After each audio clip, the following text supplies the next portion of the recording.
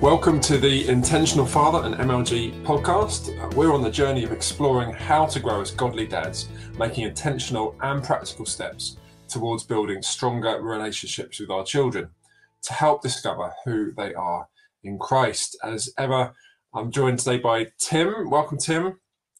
Good morning, John. How are you doing? I'm very well. How are you? Well, first I'll say thank you for letting me do the intro. I mean, this is our last podcast in this series, and I got to do the intro, so I feel very privileged. Thank you. You did it so well, John. I think you should do it full time. I always make mistakes. When we do this, sometimes we have to re-record the intro because I get it wrong. Can I just say, having done this kind of stuff gives me a newfound respect for professional presenters, because professional presenters do consistently get it right, and I don't know how they do it. And they sound so natural doing it. I always feel a little bit stilted when I do it. But you were born natural. Maybe you're a TV star in the making. Oh, well, thank you very much. That's really lovely feedback. We are trying to do this in one take, so just spot for the intentional mistakes. I have to say, John, though, you do have a face for radio. Oh, thank you. Yeah, well, especially this morning. Wow. Yeah, I won't go into how I didn't get any sleep. I think that's what a lot of us are like. If you're listening to this, wherever you are, probably in the UK. I was almost going to say wherever you are around the world, but I think we've probably got a mainly UK audience. But wherever you are, you may be tired as well as a dad. But yeah, this is our eighth of eight podcasts. This is a way to round things off, and we're going to talk about church as family today. I mean, I think last week I'm still quite buzzing from our last session, which was on family on mission. And I'm just really looking forward to getting this is a really practical session, isn't it, Tim, about how we're going to talk about the church as family, and you're going to sort of lead us through a few really practical points as to how we can finish off well. But just to sort of frame it as we start, we talked last time a little bit about the changes in families, you know, the way that the biblical family and the versus the nuclear family. And actually nowadays the nuclear family is a big thing, you know, 2 parents, 2 kids, a dog, and how it's kind of this Western invention, if you like, from the 1950s. But we just want to affirm that actually that's not the way the Bible talks about family. The Bible sort of biblical families were more about this sort of larger unit, you know, which included more people in it. So household employees, grandparents, aunts and uncles, and so on. So more of this sort of family unit, rather than sort of this nuclear family, and you had this sort of safety net in that, and that's sort of the traditional sort of early biblical model. And of course that's changed. You know, the Industrial Revolution has put the family back into the home. You know, the dad's sort of often pushed out of the home into working. So all of that happens. We won't go into that today, but things have really changed, and it's quite a pressure on nuclear families. There's a lot of you're quite vulnerable, you know, if something goes wrong, if you're sick or you're unwell. Basically, nuclear families are not necessarily always working. But more importantly than that, the Bible reframes the concept of family. Tim, do you want to say just a word about how, particularly in the New Testament, we see the Bible talk about family in a slightly different way? Yeah, so the word that's often used for family in the New Testament is the Greek word oikos, isn't it, John? Which is the word household. So the idea that, you know, and again, you know, if you study kind of Greek or Roman culture or Jewish culture at the time, they would have thought about things in terms of households. They would have had servants, they would have had you know, people that were attached to their home. For those of us that were slightly sad and ended up doing, sorry, this is a total segue. Did you do Latin at school, John? I did for 3 years. Did you ever remember a man called Caecilius? No, Caecilius in Horto. Yes, this is a random segue that we didn't plan for. But most people that did Latin will remember Caecilius.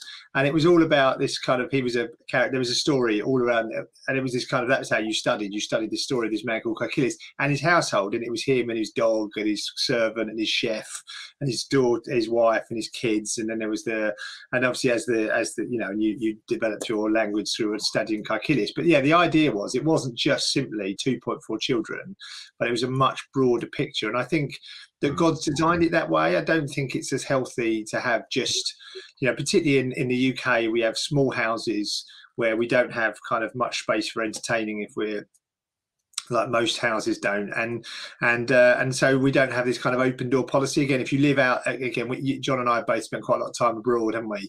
And in hot countries, the houses are much more open, and so you just sort of wander in and out in a much greater way than you do in a kind of English house where it's not, an Englishman's home is his castle, and so I think it's about rediscovering that kind of approach to family, which is much more of an open approach. There's still a core to it, but it's got, rather than, I suppose the way I look at my family is that I have a core, a very strong core, but I have also kind of a broad boundary. So my family includes a lot more people than that core, but it's not a kind of a tight, like sort of closed box that only those people can get into, and very occasionally we let someone else into. It's an open, movable thing, but the core is solid. That's how I think about it.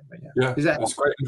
The New Testament reframes the language as well. Actually, we talked about as the family of God, we're called to be brothers and sisters. There's a sense of which we're called to be spiritual mothers and fathers in the church. So there is a sense of which the church, the gathered church, is that picture of family, and which is wonderful news. If you come in and you haven't got, an earthly father, actually, there's a sense of which that there are those in the church. It's a unique, multi-generational, multi-ethnic group of people, which comes with lots of challenges, but also what an incredible place to be part of a family and grow together. So we just want to sort of think about what does it look like for us as intentional fathers to be fathers in the context of church as family. And we've got 5. I mean, I think it's 4 points, but Tim, we're going to go for 5 that which we're going to walk through with real practical relevance. And in the workbook, you can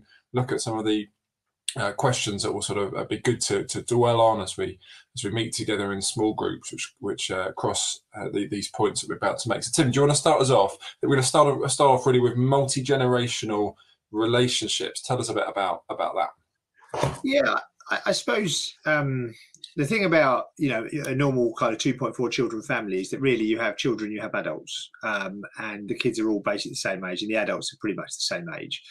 Maybe you've got grandparents who are a slightly different generation, but of course in the church what you have is a wide variety of people from all the different ages, and I think for me one of the most shaping seasons in my life was when I was a kind of a pre-teen and early teen, kind of 11 through to 15, maybe, where really I didn't have any friends in the church we were in. My dad had gone to lead a small little church just up the road, and it was predominantly old people. And I remember going to home group on a Wednesday, and it was in our home, and everybody was old, everybody. And they used to buy me ice cream when the ice cream van came around. I always remember that was a linger and hope, pray for the ice cream van to come around on a Wednesday night. And a lady called Betty everyone was called Betty. There was about 4 Bettys.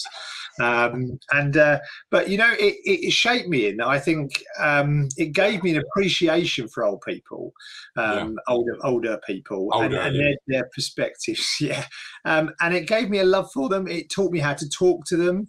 It taught me how to understand them, and actually that was so shaping, because my first proper leadership job involved leading 3 people that were much older than me, much older than me. And so it kind of, I'd already got experience of dealing with older people, and it just broadens you. And so I think, what we can think about as dads when we're thinking about is, how do I intentionally create opportunities for my family to have meaningful relationships with people from lots of different stages of life, whether they're 70, 80, 40, 50, how do I engage that? And the church provides such a wonderful opportunity, and realizing that you can be a significant blessing to someone in their 70s or 50s even, by being kind of connected, involved, your children being involved in their life.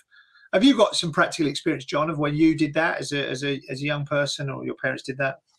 Yeah, no, definitely. I'm actually, what came to me was my wife, who was Heidi, who was really shaped by their parents inviting an older lady in from the church, and she became their auntie. She still is auntie to them, and that hugely shaped her, and that's actually shaped the way she's approaching our kids. So she would say, look, for our daughter, she would see it as a high priority to introduce her to and encourage like intentionally encourage her to have a relationship with older folk in the church, and that's just starting now actually, which is really great because she was so shaped by it herself.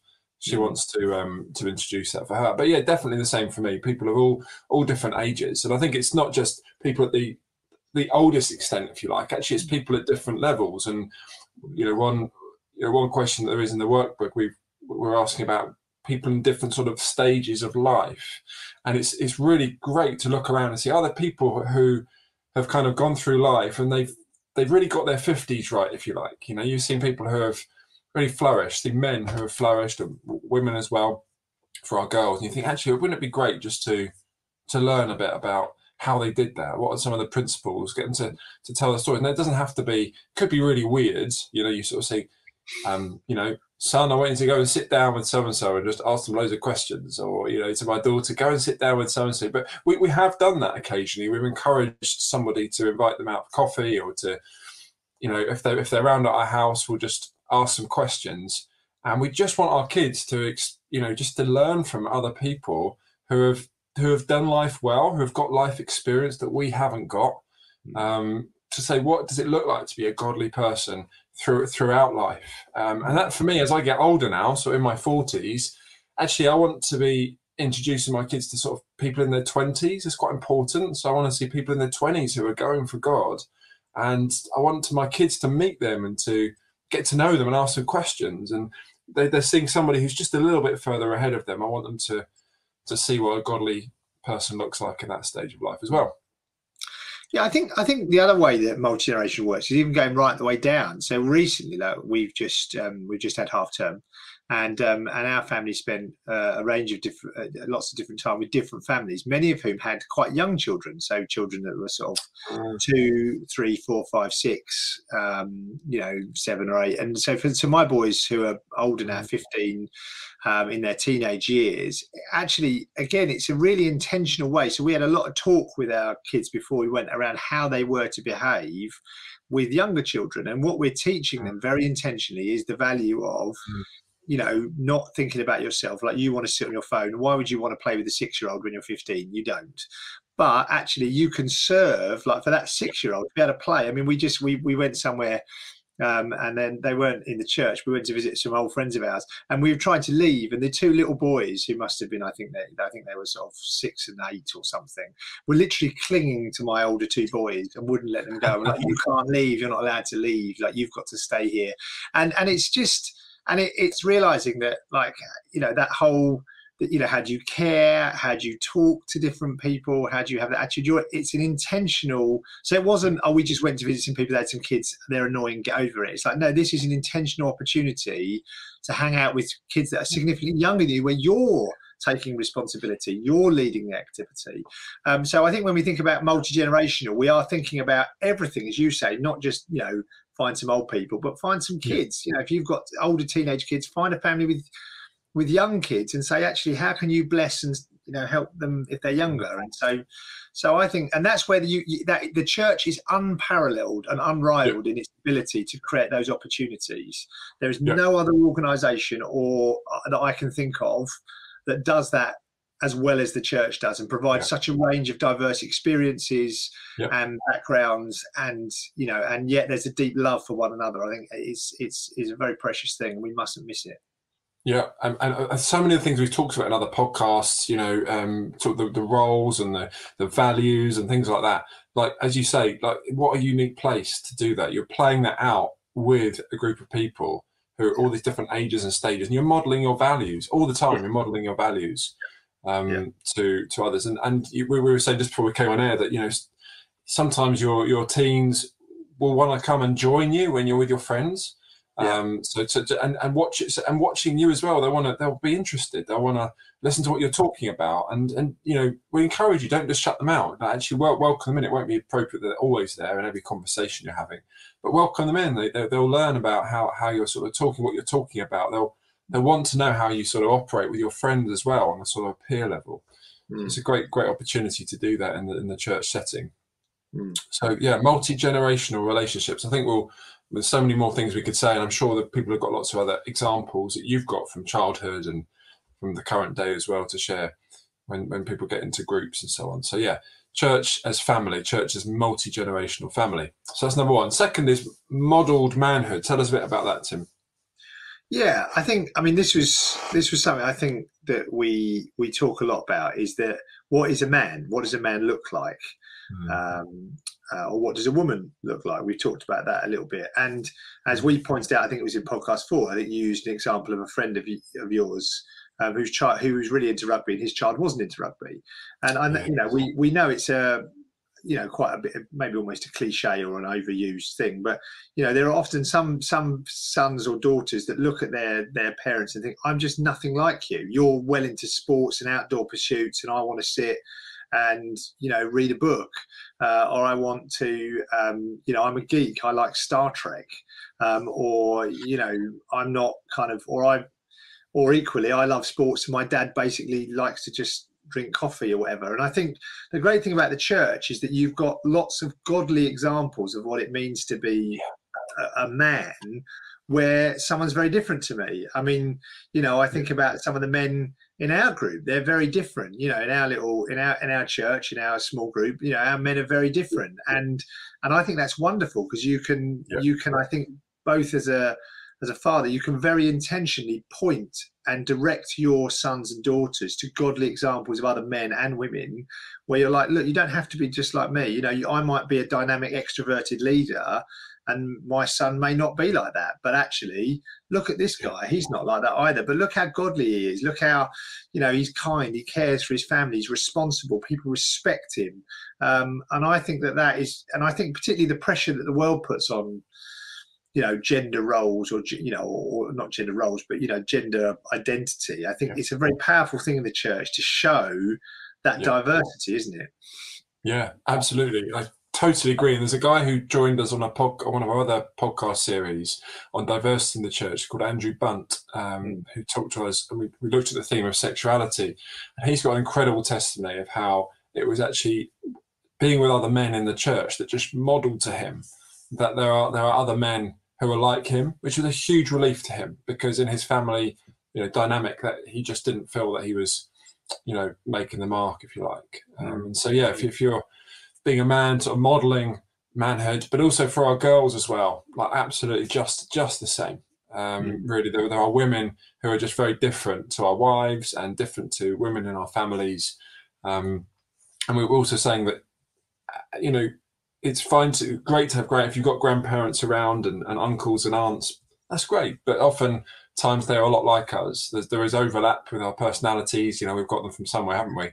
But church does give us, as you say, it is an unparalleled, unique way of introducing our children, our teenagers, to what it looks like to be a man, and humbling for us as well, to realise that some of the things that we're so convinced of, that this is what it means, we can be challenged by one another and encouraged and shaped by one another to live out what it looks like to be a man and to be a father. So yeah, modelled manhood, modelling it in the church. That links back to that first point of that's why we want our young people to be in church, to be involved, to serve alongside, which we'll come to in a moment, because part of that is you're exposing them and introducing them to people who are modelling what it looks like to be men and women. I think should we mention asset map here, Tim? Yes. Let's mention the asset map as point number 3. I think it relates across a lot, but a really practical point. Tell us what an asset map is, because this is a really practical way of sort of putting all this together.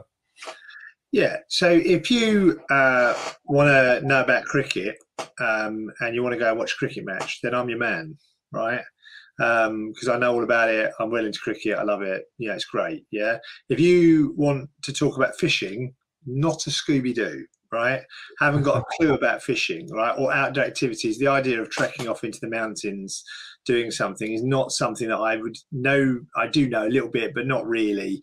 And I think, you know, when we're thinking about intentional experiences for our kids, the great thing about the church is that there's so many people that know so much more stuff than we do about stuff that we've never done. You know, like you know, our friend Constantine. You know, he loves to, you know, climb mountains. He's done ice climbing and all this kind of stuff. And, you know, and I think, like, actually, as my boys get older, how can I use that network of relationships to help me create experiences and opportunities for my children. And I think sometimes, we why don't we have the confidence to go to one of the guys in the church and say, look, you're really good at, you're really into, I don't know, you go and watch a lot of bands. I'd love to take my kids to a gig. Can you help me find a gig that you think they might enjoy and come with me? Because I don't like all that stuff. I don't know, can you just help with that? Because sometimes often we don't do it because we don't feel the confidence. I don't even know what to do. I wouldn't organise. It's not my cup of tea. But going with someone that's confident makes such a difference. And even things like actually my eldest is just about to go through work experience. And it was an interesting moment to kind of start thinking about who could I potentially connect him with that he could do work experience with. And I think that would be just on a really practical level. It'd be great in our groups to share whether we could offer work experience for our kids. I'll take him for a couple of days to give him some work experience. He can come and be with me. I mean, what an intentional, all those things we just talked about, really practically, if you're a doctor, come and, obviously it's a bit different being a doctor. Obviously, I guess maybe it's a bit of a challenge. But, if you're an engineer or if you're a lawyer or if you're a gardener, come and do a day with me, and see what it's like. So, I think that network, that asset of skills, jobs, all that sort of stuff. Yeah, my daughter was doing her Duke of Edinburgh. And, when you look at the skills thing, someone should think about doing photography, who does photography, who could sort of help shape that for her and sign her off. So lots of different possibilities, unique sort of asset map of the church.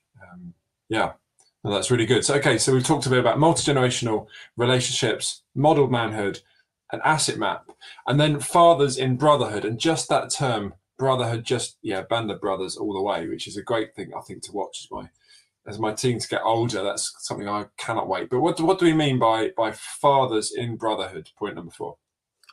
Well, I suppose we talk, don't we, about our kids needing, family and what, etc. But we need family. We need people that we feel we can stand alongside. I think, having, done this with some of the guys in the church, I think, as much as I'm sure they love listening to these podcasts, I think possibly the most valuable thing for most people, if we're really honest, has been that sitting in a room with other people talking about your kids, but really talking about your struggles. How do I handle this? What wisdom of my brother's got to offer me? You might have kids that are a bit older than me, and I just need that. Like, again, where else in the world is this kind of really available? It just isn't. The best you're going to get is if you're fortunate enough to have a good set of mates from the pub or from work. You got some guys, and you might ad hocly talk about things, but use essentially that connection, that relationship you have with other guys. Go out for coffee with one of the other 2 guys in the church. Make an intentional effort to go out for coffee or for a beer or do something and just talk about stuff. Like, you need support, and church, as a father, it's hard work, isn't it? John and I, we've been friends for a long time. We often talk about our marriages, our kids, because we know that that's actually some of the most important stuff for us. And we need advice, we need guidance, we need sometimes just someone to listen to our frustrations. So I think that sense of brotherhood is so important, really. Yeah, it's great. Not much to add, really. I think I just wholeheartedly agree with that. And then let's finish with point number 5. Children and fathers serving side by side. How do we do that? What and why should we be thinking of that, Tim? So I think when we talk about all this stuff, right, we talk about, multi-generational relationships, we talk about fathers in brotherhood, network of relationships, all that kind of stuff. Now, there's 2 ways of doing that, right? Now, one of which is to be intentionally intentional. That's a great phrase, isn't it? And it's a bit weird. You invite someone around your house and you try and do it in a kind of really intentional way. And that's really important, right? But actually, so much of this stuff happens naturally in the context of serving side by side with someone. So, the best, we went away, we just did a work weekend down at Aurora House, and we did some practical stuff with the guys. And the conversations that blokes are having just stood side by side doing some, smashing something up or painting something or, building something is just really powerful. Like, you often have those best conversations in that space, and you learn about, that would be really useful, to know that that guy could really help me out in this place. And so really, church provides, I think, just practically getting involved, serving in church provides the best opportunity to do this. However, if you can do that with your kids, so if you can invite your children into doing that, then that I think is even better. Not only are you creating a natural opportunity for your friend, you've got this guy you respect, you're serving alongside him, so you're modeling that to your kids, but you're also naturally bringing your kids into that relationship without having to kind of go, let's sit down and have a coffee with 70-year-old Dave and ask him questions, and like the 13-year-old's thinking, man, this is weird. Naturally, if we're just stacking chairs together and Dave takes the mickey out of him and that's how you build that relationship. And I think, I've seen you do it at church. You help set up, once a month or whatever it is, and your two of your little lads come along, don't they, and do it with you, and they do it alongside some of the other guys in the church. And I saw one of the guys in the church who was doing tech this week, and he got his daughter involved. So his daughter was helping him sort of lay the cables and helping him do the words, and you're like, brilliant, like what a great opportunity to build connection with your own kids. And again, comes back to modeling values. It comes back to creating natural relationships. And I just want to encourage you, if you're not yet serving in church with your children, find something you can do with your kids together. It can be practical. Obviously, it's easy, but it could even be, let's run a group together, and you can come and help me plan it or organise it. So I don't know if you've got examples of that, John. Yeah, well, I just think it's so powerful. I mean, all those things, it models values. It's the time traveling to and from as well, talking about it, talking about why we're doing it. We have to get up early, and it's just it's unparalleled for me when I've involved my kids and things like that.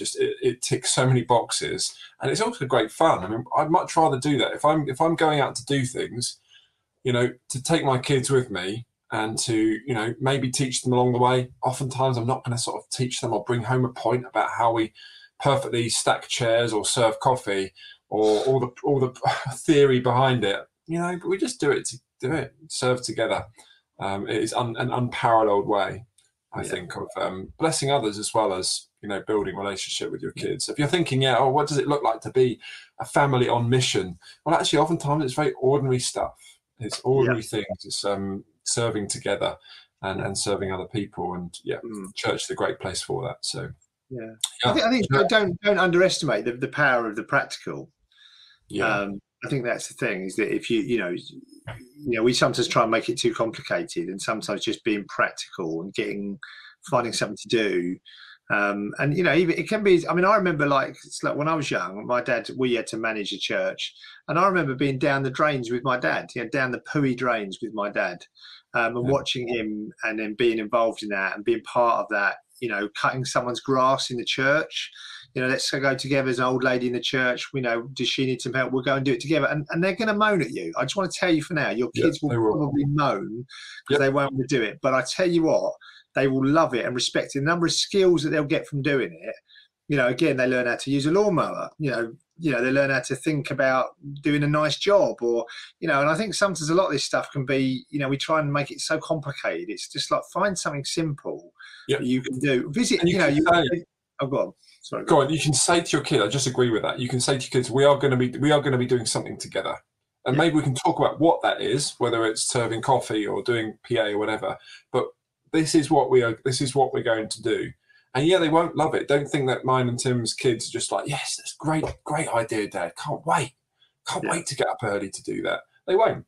But you can just consistently say, this is what we're doing, and let's go and do it together. And my experience is that actually it's not, once it's done, you don't get loads of moaning. Actually, it can be quite fun. No, I mean, one of the greatest joys of my life, honestly, is I lead worship, and my two older boys play in that worship band. Yeah. And there's a couple of moments, regularly, I just look around and think, my word, I am so blessed and so privileged to be able to doing something that I love with my boys, serving other people. Like, it is just, those are golden moments, and I just want to commend them to you, really. And I think the church provides, again, there's nowhere else you can do that, not really, not in quite the same way. I suppose there are some ways, but it's just, there's so much opportunity in the church to do that kind of stuff. And so our rotas will be full at the end of this podcast, John. They will. Yes, but it's not the primary intention, but it may happen. Well, I think we better wrap up. Church is family, so multi-generational relationships, modelled manhood, asset maps, fathers in brotherhood and children and fathers serving side by side. That's great, and that hopefully that sits alongside the other episodes, and as a whole we want them to sort of shape how we're sort of approaching things as intentional fathers. So Tim, just before I close this out, anything you wanted to say just to conclude, because we're at the end of our mini series? Yeah, it's interesting, isn't it? I think, I mean, hopefully, I mean, having kind of gone through this journey as we've done it together, really, I think that, you know, the first thing I just would love to encourage the guys to do is just to keep being intentional. You know, but even if you're intentional in one or two things, you know, you can think, oh man, there's so many things I ought to be doing, and you could have gone through this and think, oh, I'm not doing it. But my encouragement to you, even like what we've just talked about, you know, intentionally going, I'm going to do something with my kids on a Sunday morning practically, like that's an intentional step. And every small intentional step that you make is a step towards helping demonstrate to them godliness and you know, Christian manhood and womanhood. And I just think, don't underestimate the power of lots of small intentional steps that may not seem very grand, but believe me, when your kid's 25 or 30, they'll look back and you go, Dad, you did so much for me. And you think, oh, that was not much, because parenting isn't much. It's a series of small, insignificant moments that add up over the course of time to build something that's really quite significant. Yeah, thanks, Tim. Well, that's a great way to finish. We hope you've enjoyed the 8 sessions. Perhaps you're listening in and you haven't sort of run a group. The way we're doing it is putting a podcast out, having a Zoom call together the week after that, just to unpack some more things, and then meeting in small groups, which, as you said earlier, Tim, is really the gold here, really, where we're actually applying it and discussing it in the small groups. There is a workbook, which we'll put the link in the description. So you can use the workbook as a guide for discussion, if that works for you. But yeah, we hope that that's been a helpful thing. Get in touch with us if you've got any other questions, if you'd like to run the group again or run it elsewhere. We'd be really happy to chat with you. So yeah, we've been talking about intentional fatherhood. Really hope that's been a blessing to you. Check out the other podcasts on the MRG Podcast Network and the MRG website for other things that we're doing. Give us a like or subscribe just to help share some of the things that we're doing. We hope to see you soon, both either in person or online. God bless you all. Bye for now.